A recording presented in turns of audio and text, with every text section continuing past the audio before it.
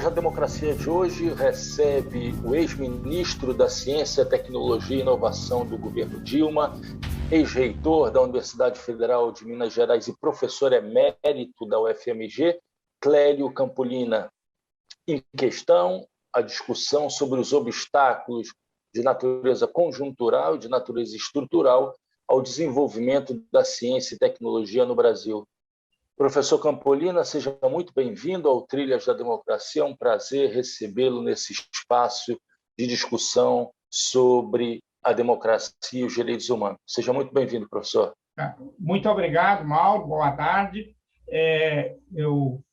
Inicialmente, eu gostaria de parabenizá-lo por esse belo programa. Eu já assisti algumas das suas entrevistas. Eu acho que isso é uma decisão extremamente importante para contribuir para o debate democrático no Brasil, de maneira que muito obrigado e parabéns por essa iniciativa e por esse trabalho.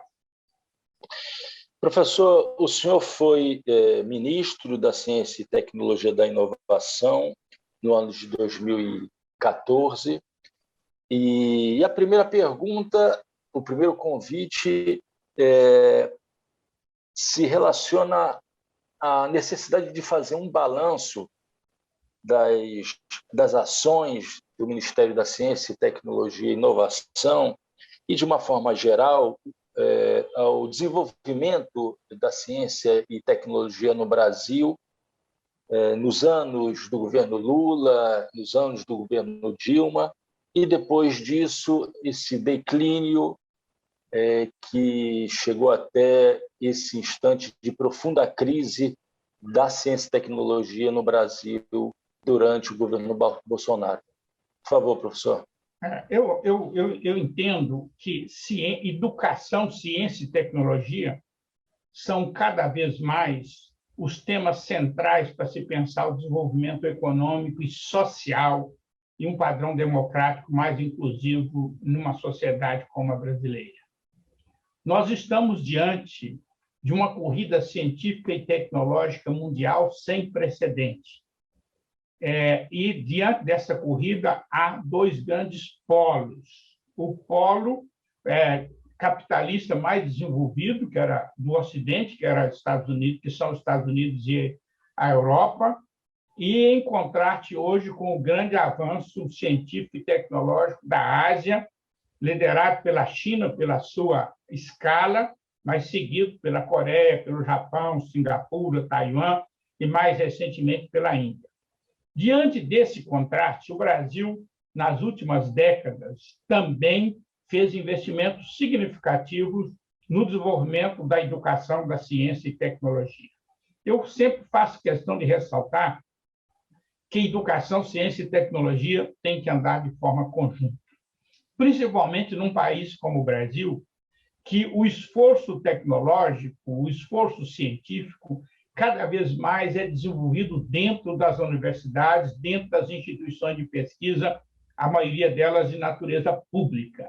E, nesse sentido, desde a criação do Ministério da Ciência e Tecnologia, em 1985, e o anterior papel que já vinha cumprindo o CNPq e a CAPES, o Brasil fez um esforço extraordinário para ampliar a educação superior, para ampliar os grupos de pesquisa, para apoiar cada vez mais o papel do CNPq, que é ligado ou vinculado ao Ministério da Ciência e Tecnologia, e o papel da CAPES, que é a instituição ligada ao Ministério da Educação e que é encarregada de supervisionar todos os programas de pós-graduação no Brasil.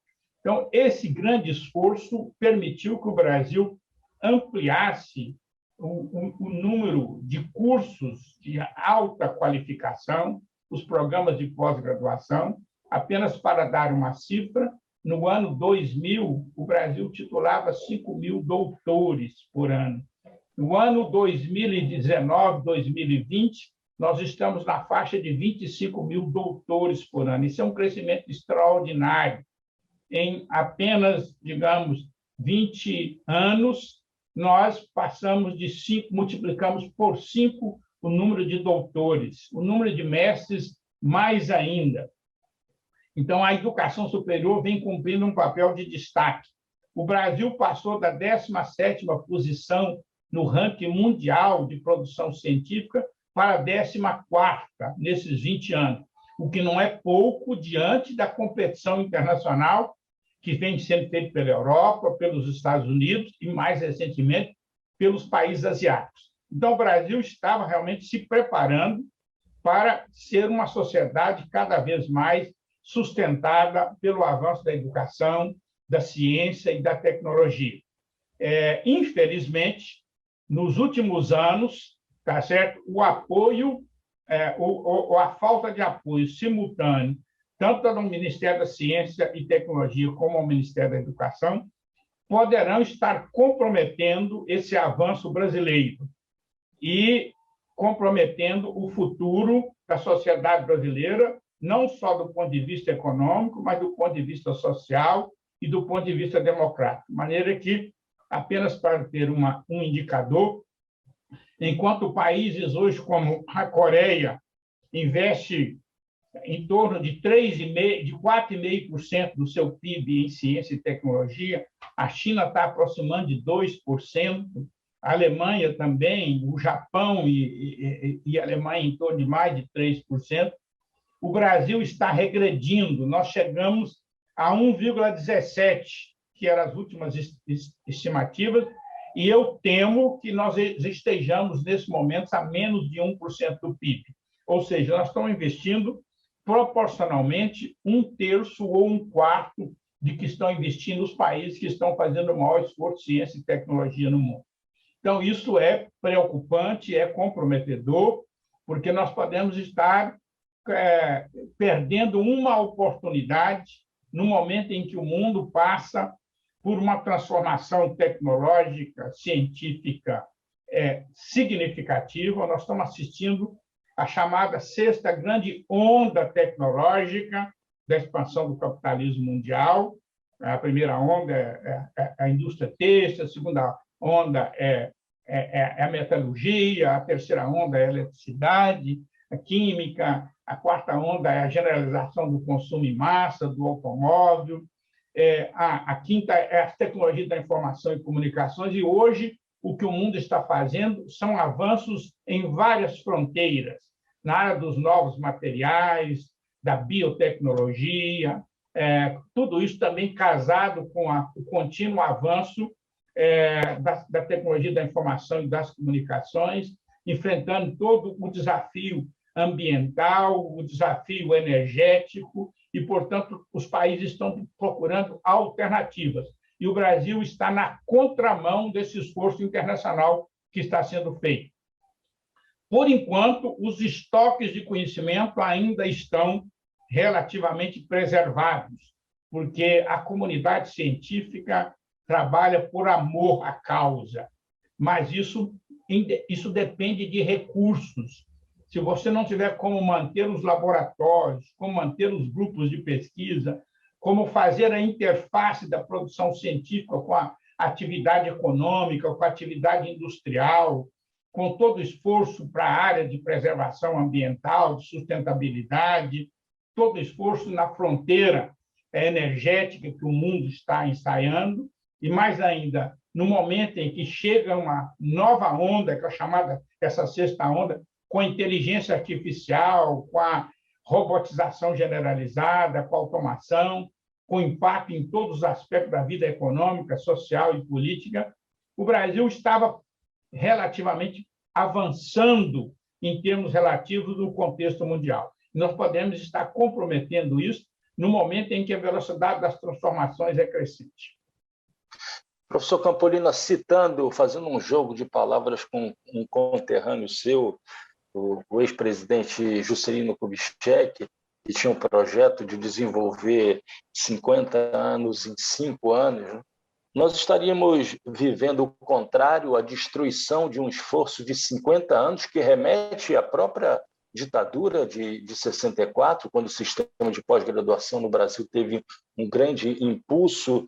Nós estaríamos correndo o risco de destruição desse esforço de 50 anos em 5 anos, quer dizer, num governo de 4 anos. eu acho que o melhor indicador desse esforço de destruição é o processo de desindustrialização pelo qual o país está passando. O Brasil chegou, meados dos anos 80, a participação da indústria, da manufatura na renda nacional, no PIB, chegou a 25%. Hoje, as últimas estimativas estão em 10 ou 11%. E, portanto, quando você pega países como a Alemanha, como o Japão, como a Coreia, como a China, que ainda tem mais de 30% da sua renda nacional na indústria, o Brasil está caindo para 10%. Então, esse é o indicador central. A economia cada vez mais se diversifica, ampliam-se as atividades de serviço, as atividades não produtoras de bem, mas elas dependem, o que promove o progresso técnico, do ponto de vista primordial, as inovações, é o setor industrial. O setor industrial produz as inovações para ele mesmo e para os demais setores. Não é possível um setor de serviços moderno sem a base industrial que está por trás dele. Tomamos o exemplo da área de saúde. Como é que você avança na produção de medicamentos, de vacinas, de outros bens, dos equipamentos que são usados na área de saúde, que estão todos eles produção que vem da área industrial. E, portanto, sem indústria não tem como promover o desenvolvimento econômico, porque a indústria é o carro-chefe para promover o desenvolvimento dela mesma, para que tenha uma agricultura moderna. A agricultura hoje cada vez mais é industrializada, para que você tenha um setor serviços cada vez mais avançado. Tudo isso depende da indústria. A própria computação, ela tem que ter o hard por trás, senão ela não pode avançar. E, portanto, eu acho que o indicador central da crise brasileira é exatamente esse processo de desindustrialização que nós estamos assistindo. Ele é grave. Professor, é claro que a questão orçamentária é um fator determinante, um fator central para o desenvolvimento científico e tecnológico. Mas que outros fatores influenciam, seja positivamente, seja negativamente, o esforço de uma nação de ter uma ciência e tecnologia em constante desenvolvimento? Bom, o sistema econômico, o sistema político, o sistema social, ele age, de certa forma, conjunta. E, portanto, não tem como se sustentar uma política de ciência e tecnologia que seja promissora, que traga bons resultados, se você não compatibilizar a política de ciência e tecnologia com as demais políticas. Em primeiro lugar, com a política macroeconômica geral, ou significa orçamento, dinheiro para ciência e tecnologia. Enquanto o exemplo que eu dei, a Coreia, o Japão, a Alemanha, os Estados Unidos, a China estão gastando hoje entre 3% e 4,5% do seu PIB em investimento em ciência e tecnologia. O Brasil, que estava a 1,17%, está regredindo, eu acredito, para menos de 1%. Esse é o primeiro indicador. O segundo indicador é a política internacional, o câmbio, em primeiro lugar. Se você, por exemplo, em função da elevação do preço das commodities, você hoje tem um superávit comercial alto. O Brasil tem quase em torno de 400 bilhões de dólares de reservas internacionais e nós temos uma taxa de câmbio que está matando a indústria brasileira. A taxa de câmbio que já começou a matar a indústria brasileira antes e continua matando. Nós temos um sistema tributário absolutamente inadequado para que você promova o desenvolvimento dessas atividades de fronteira. O Brasil tributa pobre e isenta ricos. Então, sem um sistema tributário mais ajustado, esse é um problema estrutural grave, tá certo? É muito difícil você orientar a política de planejamento para definir as grandes prioridades nacionais. Então, Em terceiro lugar, o Brasil precisa criar as condições para que o capital estrangeiro que venha para cá, não se trata de afugentar o capital estrangeiro, se trata de colocar condicionantes para que ele internalize o esforço de pesquisa dentro do país. Isso acontece com vários países que colocam as condições para que você faça investimento, você tem que internalizar o esforço de pesquisa. O Brasil não faz isso. E isso é extremamente preocupante, porque você faz um esforço de internalização da ciência e tecnologia através do gasto público, mas você tem que condicionar o gasto privado também a fazer o esforço de pesquisa. Porque nós estamos no capitalismo. Quem inova predominantemente é o setor empresarial. Então, ele tem que ser condicionado a fazer investimento em pesquisa dentro do país. Não só as empresas nacionais, como também as empresas estrangeiras que vêm para o Brasil. Você pega o exemplo, por exemplo, recente da China. As empresas estrangeiras podem fazer investimento lá, mas elas têm que internalizar o esforço de pesquisa e, portanto, contribuir para o avanço científico e tecnológico do país. Então, isso são alguns dos indicadores que o Brasil precisaria para compatibilizar a política macroeconômica, a política de comércio exterior com a política cambial, a política tributária, para definir quais, digamos, as prioridades em termos de fazer uma articulação entre o esforço científico e a aplicação dessa ciência em termos produtivos e econômicos e sociais. Então, esse que seria o casamento que quando nós observamos o que está acontecendo pelo mundo, é exatamente esse esforço de articular a ciência e a tecnologia com o desenvolvimento econômico, com o desenvolvimento social, com uma certa estabilidade democrática, que o Brasil não está conseguindo fazer. E nós temos algumas particularidades brasileiras que são, digamos, vantagens que o Brasil está perdendo.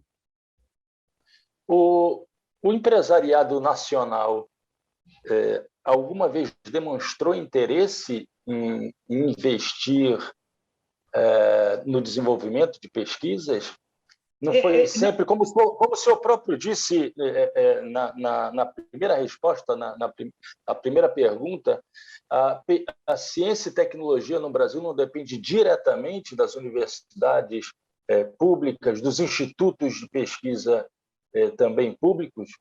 Depende. Se a gente faz a comparação internacional, esses países, a China não, porque é um governo em que 50% da economia ainda é estatizada, tem uma academia de ciências que tem status de ministério, de maneira que o investimento público é uma orientação também política. Mas nos outros países capitalistas desenvolvidos do mundo, quem faz o grande esforço de pesquisa e desenvolvimento é o setor privado. Se você pega um caso de Coreia, de Alemanha, de Japão ou dos Estados Unidos, digamos, em torno de 70% do gasto em pesquisa e desenvolvimento é feito pelo setor privado. O Brasil é o inverso. 70% do gasto é público e apenas, digamos, 30% do gasto é privado. E mesmo assim, se você pegar, depois de desagregar o gasto privado, uma parte dela são de empresas estatais ou de órgãos estatais, tipo uma Petrobras, uma Embrapa, uma própria Embraer, que agora é uma empresa privada, mas nasceu como uma empresa estatal. E, portanto, o grande esforço de pesquisa e desenvolvimento foi feito com recursos públicos, não com recursos privados. E professor, para além da questão orçamentária, esse clima de negacionismo, clima cultural de negacionismo científico que vigora no Brasil nos últimos 5 anos, pelo menos nos últimos 5 anos, não cria uma situação desfavorável, um clima cultural desfavorável ao desenvolvimento da ciência e tecnologia e a própria autoestima? Eu acho que esse é um elemento que deve se levar em consideração, a autoestima de pesquisadores que atuam no campo da ciência e tecnologia no Brasil? perfeitamente. Há um clima de desestímulo generalizado.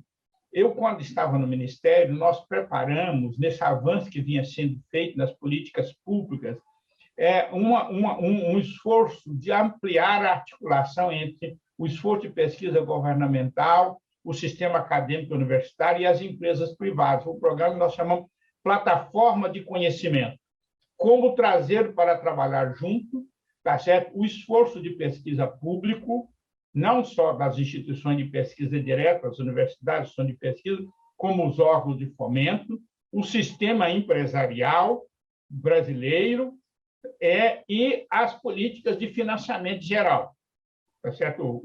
As grandes instituições de financiamento, o BNDES, uma FINEP, cada estado tem as suas instituições, para criar um clima de colaboração do esforço de pesquisa entre o governo, enquanto instituição política, o sistema de pesquisa, enquanto o braço da inteligência permanente, e o sistema empresarial, o sistema produtivo. Agora, isso aí depende de uma certa estabilidade. Você tem que... Os planos de ciência e tecnologia não dão resultado de imediato. Alguns dão de uma maneira mais rápida, outros são um pouco mais demorados. De maneira que, quando você faz um grande esforço que está quase criando os resultados, você desestrutura. Por exemplo, o CNPq criou, há aproximadamente uns 6 ou 7 anos, 10 anos talvez, os grandes grupos que tinham capacidade de alavancar os INCTs, os Institutos Nacionais de Ciência e Tecnologia, que deles saíram várias iniciativas de transferência de tecnologia do mundo acadêmico, universitário, de pesquisa, para as empresas privadas. Isso o mundo inteiro faz isso, o Brasil estava nessa campanha. Agora, isso aí exige uma certa estabilidade das instituições, uma certa permanência e um certo estímulo, porque os pesquisadores continuam trabalhando, porque é uma questão de quase que de orgulho pessoal. Nenhum pesquisador abandona a causa diante das adversidades, mas há momentos que independe do pesquisador, ele depende de recursos, ele depende de condições, ele depende até de um ambiente de estímulo. Quando você entra no negacionismo, você nega a ciência, você nega o avanço que está sendo feito, tá certo? Como ficam aqueles pesquisadores que passam... Quem visita os centros de pesquisa sabe que pesquisador não tem horário. Pesquisadores aí que já podia se aposentar há 10, 20 anos, continua lá sem nenhuma vantagem pessoal adicional, dedicada à sua pesquisa, porque esse, digamos, é o clima que predomina no ambiente da pesquisa no mundo inteiro. As pessoas fazem isso com uma certa vocação. À medida que você nega, que você diz que isso não é importante, cai nesse discurso negacionista. Ciência não é importante, tecnologia não é importante. Então, vai criando um clima de desestímulo, vai contaminando a sociedade. Professor Campolina, entre os dias 10 e 12 de novembro, o senhor participará do 4º Simpósio Internacional de Geografia do Conhecimento e da Inovação, cujo tema será Aceleração Digital, Neoliberalismo e Desequilíbrio Global, Tendências na Geografia da Inovação pós-pandemia. Qual o tema da sua intervenção nesse simpósio? Bom, eu vou participar de uma mesa junto com o professor Mark Storper, que é uma referência mundial em termos de geografia, de geopolítica, que é o campo central da geografia política, e do papel da ciência e tecnologia no desenvolvimento.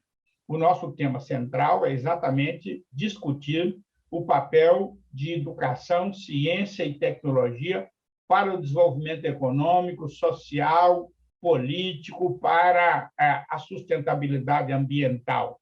Então, tudo isso, digamos, acho que compõe uma agenda para pensar o desenvolvimento do país, e a geografia tem sido um campo, uma das áreas de conhecimento que mais tem proporcionado o debate do papel da ciência na geografia econômica, no desenvolvimento regional.